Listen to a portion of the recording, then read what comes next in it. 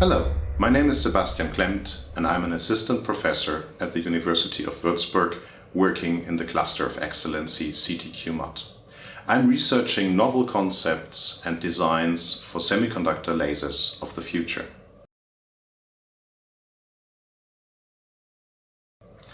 When the wall came down, I was 6 years old. I was at home in front of the TV, not fully grasping what was going on, but soaking up the excitement of the time. To me, the fall of the wall has always been a symbol for a peaceful revolution and for human persistency to literally overcome obstacles towards a brighter future. Semiconductor lasers can not only be found in the labs of universities, but are well present in everyday life. They are used for gigabit fiber internet, in a computer mouse or in your smartphone. But they can be also used for self-driving cars or biological tissue analysis. A good part of their success comes from the fact that these lasers can be really small.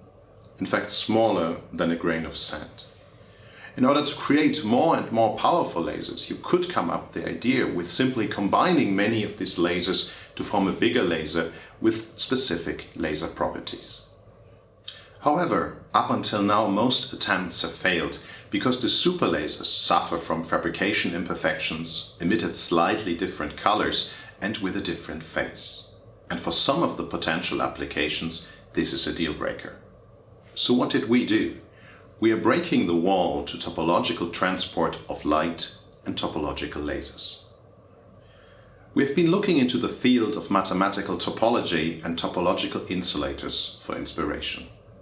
From the early 1980s on, people conducted research on topological transport and so-called topological insulators that conduct electricity on the surface and are insulating in the volume. Furthermore, these surface states are protected from imperfections and scattering. This subject was particularly highlighted in the Physics Nobel Prize of 2016.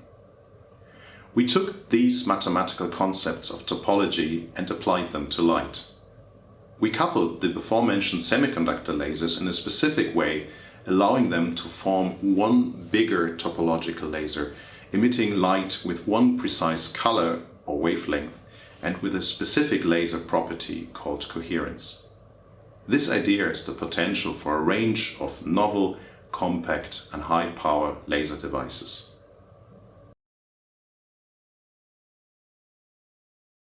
While this research deals with rather fundamental aspects of nonlinear optics and laser physics, there are already many exciting new applications on the horizon, ranging from data communication, computing and sensing to autonomous driving and medical applications.